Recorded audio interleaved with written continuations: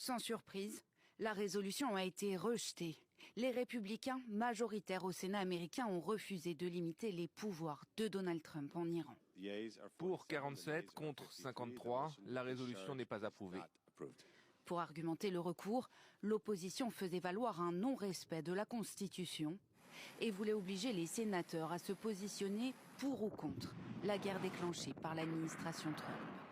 La déclaration de guerre n'est pas un pouvoir dont dispose le président des États-Unis. La Constitution stipule clairement que la déclaration de guerre relève de l'autorité et de la responsabilité du Congrès.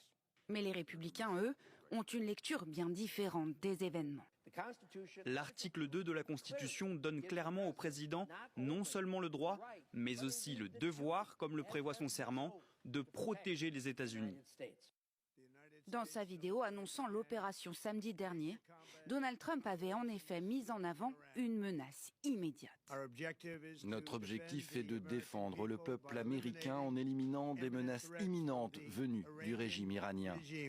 Le président n'a pas convaincu pour autant les démocrates qui dénoncent l'absence de preuves pour étayer cette accusation. Voici l'arrestation de 2 militaires américains opposés à la guerre à Gaza. Merci. Chaque Américain assis chez lui en ce moment doit réaliser qu'il paye pour un génocide. Lève-toi, lève-toi, Amérique, lève-toi. Il est temps de reprendre ce pays à ses politiciens corrompus. Il est plus que temps. Nous allons au parlement.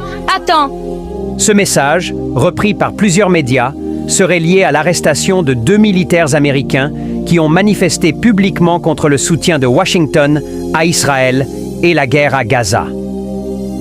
Selon les premiers rapports, les 2 soldats auraient participé à un rassemblement accusant l'administration américaine de complicité de génocide et appelant la population à se soulever contre les décisions de leurs dirigeants. Cette arrestation relance un débat explosif sur la liberté d'expression dans l'armée, où les militaires sont soumis à des règles strictes d'impartialité politique. Mais elle met aussi en lumière un malaise croissant. Le nombre de voix dissidentes au sein de l'appareil militaire et de la société américaine ne cesse d'augmenter face au conflit à Gaza. Alors que les manifestations se multiplient sur les campus et dans les rues, cette affaire pourrait devenir un symbole, celui de soldats qui, au nom de leur conscience, défient les ordres et dénoncent la politique étrangère américaine.